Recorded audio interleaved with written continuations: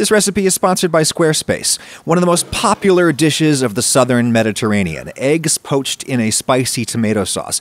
I love the idea of shakshuka, but I've never actually liked it. It's too soupy for me. This recipe is my attempt to tweak shakshuka until I liked it.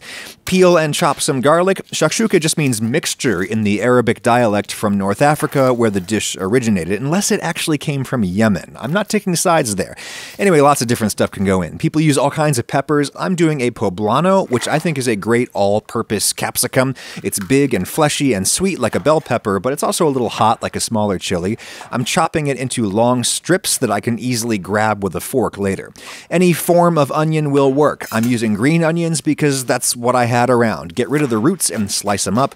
Toward the top, they get really fibrous. Compost those. All chopping done. Now I am very intentionally reaching for my widest pan. I want lots of surface area for rapid evaporation and lots of browning. Plenty of olive oil and get that heating on medium or higher. In goes all of the pepper slices and most of the onions. I'm holding back some of the greens for garnish and also the garlic just for now. Stir and give all of that a head start. Anyway, shakshuka etymology. It's kind of like the word hash in English, which originally just meant a bunch of stuff cut up and cooked, but it came to mean a specific kind of hash. Same deal with shakshuka, I think.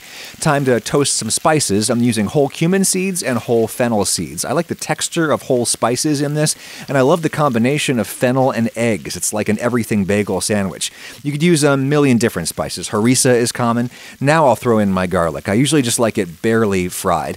And for some extra intensity of flavor, brown a big squeeze of tomato paste. Not necessary, but real good. Get that tomato paste in a tube. It's super convenient.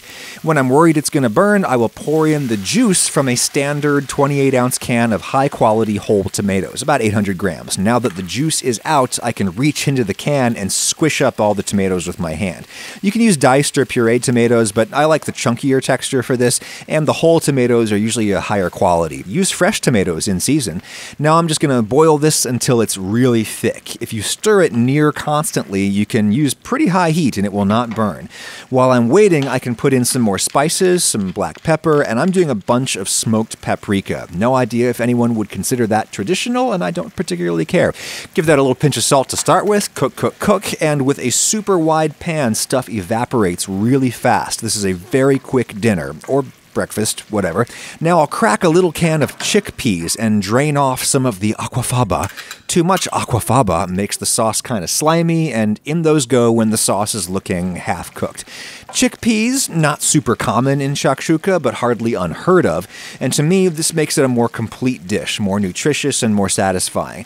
I put them in halfway through because they're already cooked and I don't want them to break up too much. Give that a taste. Salt and spice content tastes good to me. I want the tomatoes a little sweeter, so I'm stirring in a pinch of sugar. Don't judge me, or do. I probably won't read it.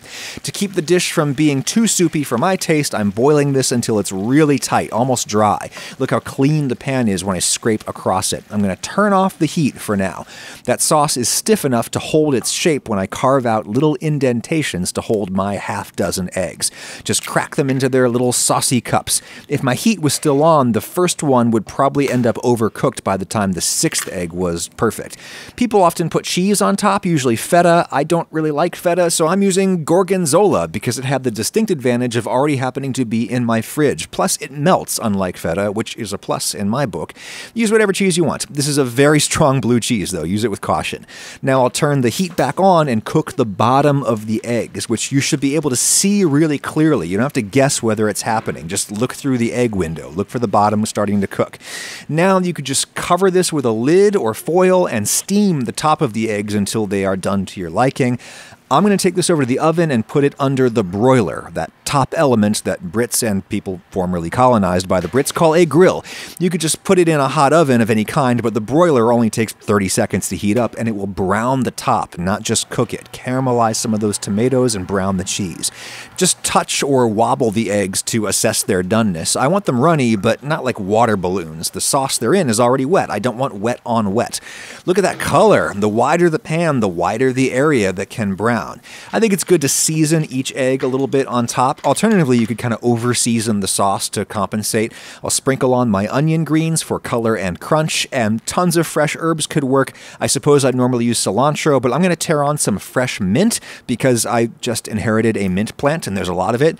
You could scatter on some olives too. That'd be nice for some fresh chili. Those eggs would have been perfect if I hadn't been delayed moving lights and cameras around. A little overcooked. This is a very easy meal when you're not also trying to film it. You could scoop it out, but I say if you're family, just crowd around the pan and eat it family style. The pan keeps it warm and it looks way prettier in there. People generally mop up shakshuka with bread. I don't know about you, but I don't really need more bread in my diet. I put in the chickpeas and cooked this more like a casserole than a stew so that it works all by itself with no bread. And because I cooked the sauce a lot, I've rounded off the tomato acidity that I usually think really clashes with eggs. It's more like a tomato jam than a sauce now. And hey, if you really want some bread, go for it. And if you really want a web presence, go for Squarespace. Just like shakshuka, Squarespace is popular for a reason. It is quick, convenient, and effective. It's a one-pan dish. Say you need to make a portfolio website to show off your creative work. You pick a template, you throw in some of your own photos or embed your videos or your sounds, you customize the look and feel a little bit, type in an about me and some contact info and let the gig offers roll in. Or if you want to sell some merch, drop in a product block and Squarespace handles all the money stuff for you. You can create members-only areas where only people who pay you get to see your content. There's built-in SEO tools to help you make your site findable, and Squarespace hosts the site for you. They even register your domain for you. It's free to start building your site, but when you're ready to pay for that domain or to publish your site, think of your old buddy Goose and use my offer code Ragusia or go to squarespace.com/Ragusia. You'll save 10%. That's all down in the description. Thank you, Squarespace. And thank you to the people of North Africa or possibly Yemen who invented shakshuka. Please don't take my version of it as an affront to your grandmother's version. I believe we can all coexist.